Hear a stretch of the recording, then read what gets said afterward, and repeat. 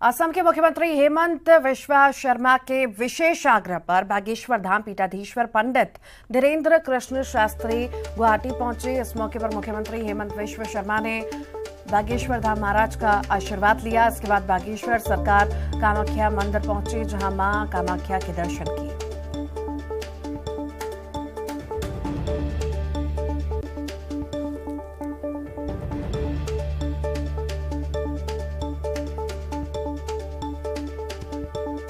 तो असम में बागेश्वर सरकार हैं, ये बड़ी खबर इस वक्त आपको बता रहे हैं। गुवाहाटी में बागेश्वर सरकार पहुंचे हैं और असम के सीएम ने उनसे आशीर्वाद भी लिया, मां कामाख्या के दर्शन किए हैं।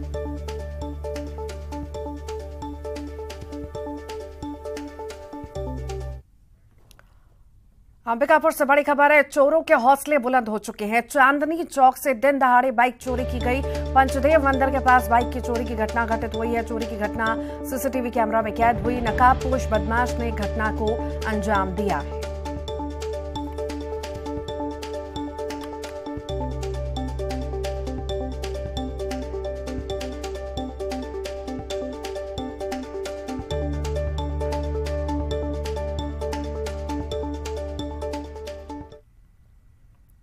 रायपुर से बड़ी खबर है, सदन में गारे पलमा कोल ब्लॉक का मुद्दा उठा। टेंडर का ये मामला उठा।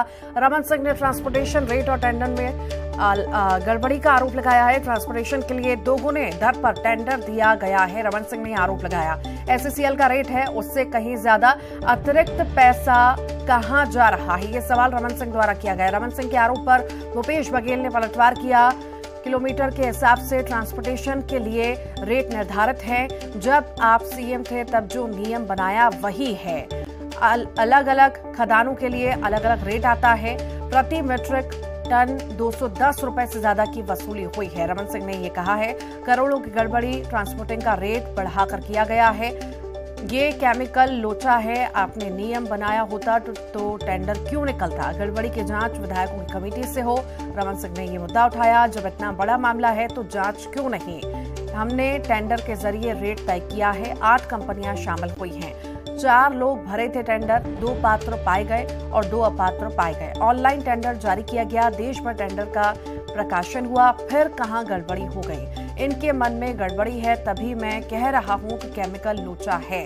सारा काम पारदर्शी तरीके से हुआ है। रमन सिंह ने सरकार को चुनौती दी है। चुनौती देता हूं, 2012 के दर और अभी के दर पर खुली चर्चा कर लीजिए। पूरी प्रक्रिया पारदर्शी है, किसी तरह की जांच की जरूरत नहीं है, सीएम ने ऐसा कहा है। सदन में जोरदार हंगामा हुआ, बीजेपी ने वॉकआउट कर दिया।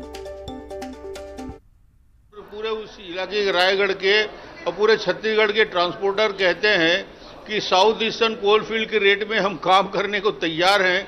211 रुपया में उपलब्ध होने के बाद भी 466 रुपया 40 किलोमीटर की दर के रेट में ट्रांसपोर्टिंग का काम दिया गया।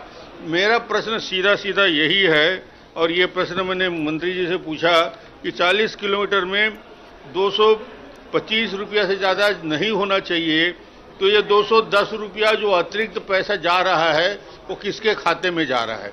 अरबों खरबों रुपया का लेन देन हुआ है, बहुत बड़ा घोटाला इसमें हुआ है, और इसे हमने कहा था कि विधायकों की समिति से इसकी जांच करा ले इस मामले में। और दूसरा मैंने विषय रखा था कि इस पूरी प्रक्रिया में रीटेंडर करने का इससे बड़ा बेहतर केस नहीं हो सकता, उदाहरण नहीं हो सकता। 2012 में तो मड़वा बना ही नहीं था। उसी समय तो मड़वा सबसे ज्यादा महंगा, देश का सबसे महंगा है। और ये नियम बना 2017 में, खुद ने बनाया। तो उस समय सो रहे थे क्या? नियम तो उन्होंने बनाया। यदि एसीसीएल के ही रेट से करना था तो उसमें उस टेंडर में उस शर्तों में ये उल्लेखित कर देना था कि इसके अलग से टेंडर न कमेटी बनेगी न उसके प्रतिनिधि होंगे, बल्कि एसीसीएल के जो दर है उस पर किया जाना चाहिए। जबकि एसीसीएल में जो खदानें हैं, खदानों जो ट्रांसपोर्टेशन है वो उसके अंदर का है, खदान के भीतर का है, खदान के बाहर का नहीं है। नहीं, रमन सिंह जी आजकल जो ट्वीट करते हैं, विधानसभा में जो बोलते हैं, वो आंकड़े सब उलट पुलट रहते हैं। अब 18 लाख आपको मकान बनाने थे, आवास बनाने थे, 8 लाख उनके कार्यकाल में बन गए, 3 लाख और स्वीकृत हुए तो 8 3 11 18 लाख थे तो 11 लाख बन गए या स्वीकृत हुए, है ना। 8 लाख बन गए, 3 लाख और स्वीकृत हुए तो 8 3 11 हो गया। फिर 16 लाख का आंकड़ा कहां से आ गया? तो ये वैसी बहुत सारी चीजें हैं जो हुआ नहीं रहता, वो कुछ सोच लेते हैं। आजकल कुछ दवाई खा रहे हैं, हो सकता है उसका असर, साइड इफेक्ट दिमाग में हो रहा है। आज भी मतलब नियम तो खुद बनाया भाई, अब मुझसे सवाल कर रहे हैं। तो सवाल इस बात का है कि ये किस ओर इशारा कर रहा है? जो साइड इफेक्ट है उसी की तरफ इशारा कर रहा है।